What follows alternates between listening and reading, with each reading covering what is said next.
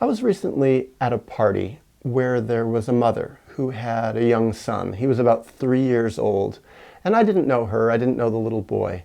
But I overheard her talking with some other adults there about her little boy's problems right in front of him.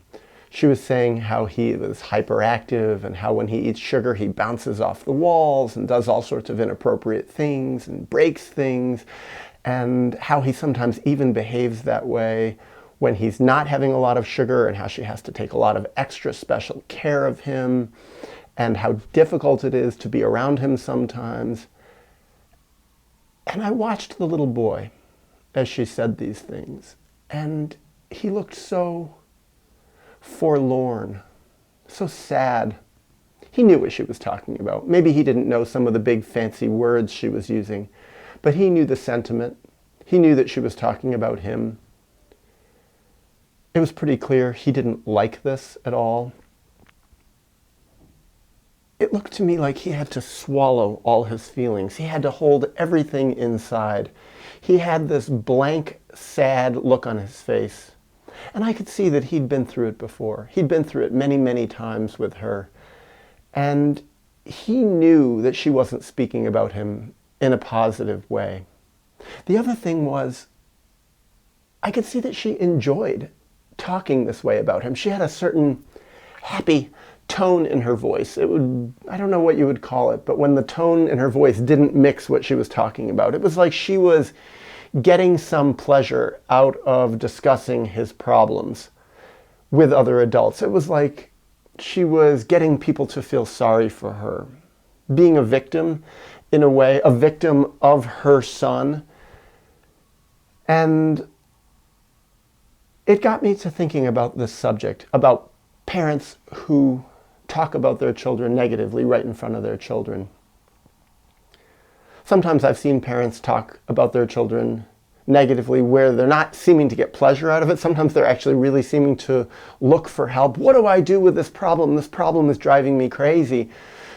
They're desperate, but they're still doing it right in front of the child, and the child is embarrassed or ashamed or feels hurt. And not just children who are 3, sometimes 4, 5, 6, 7, 8, 9, 10 years old, 12 years old even.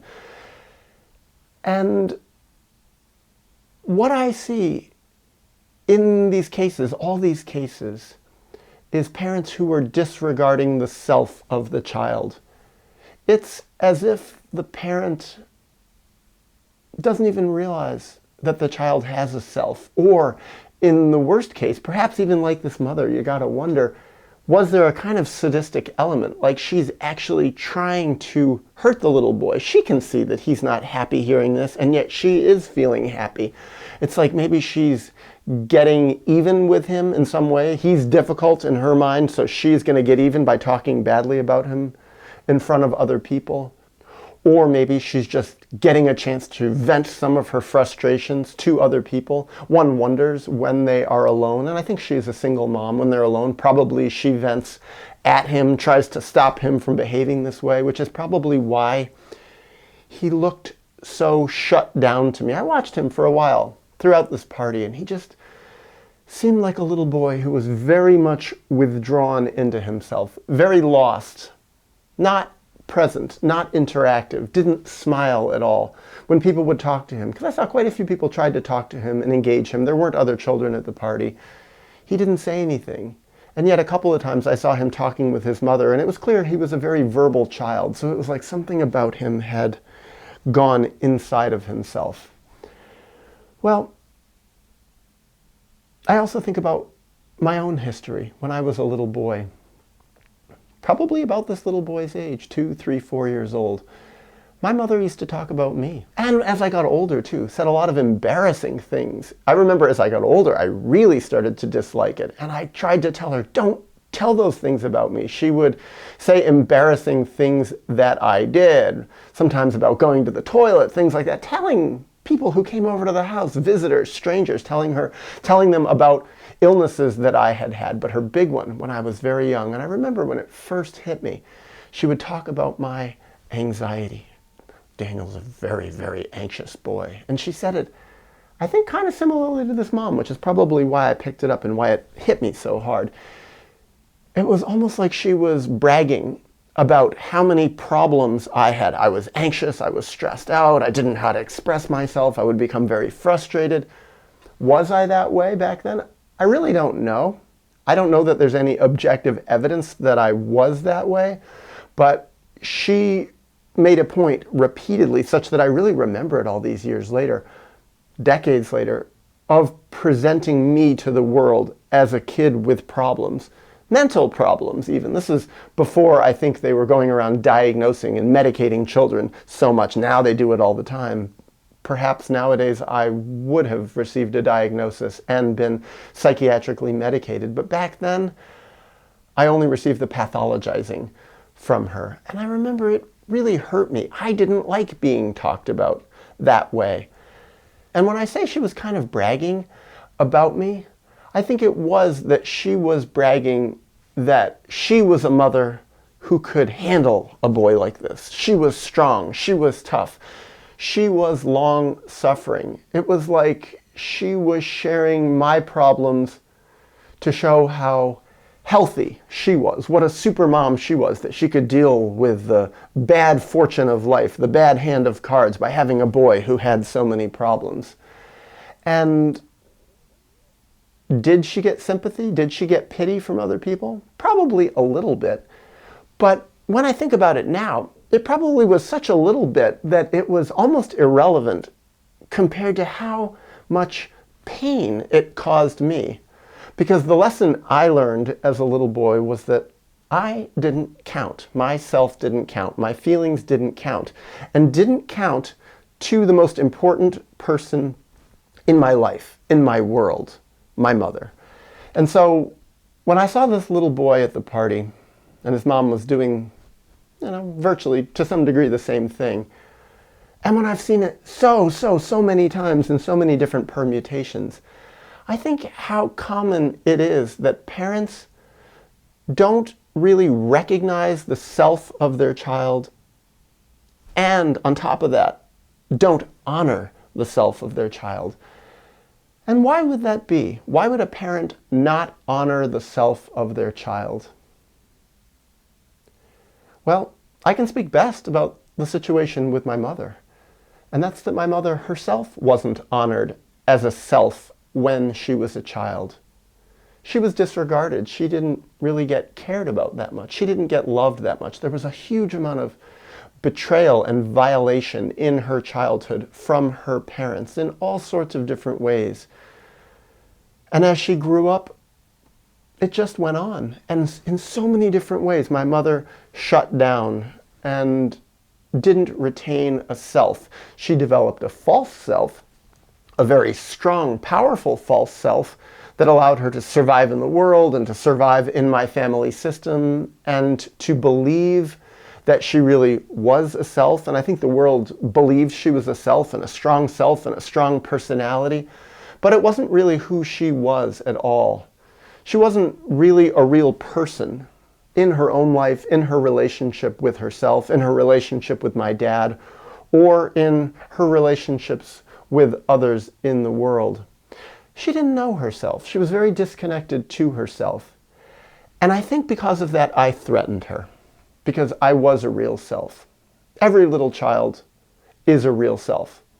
I was going to say every little child is a real self to one degree or another, because some children very early on, sometimes right out of the womb, start getting shut down so strongly that they lose their selves, but they still retain some as they grow older. Well, I had a strong self for some reason, for various reasons. I don't always know why.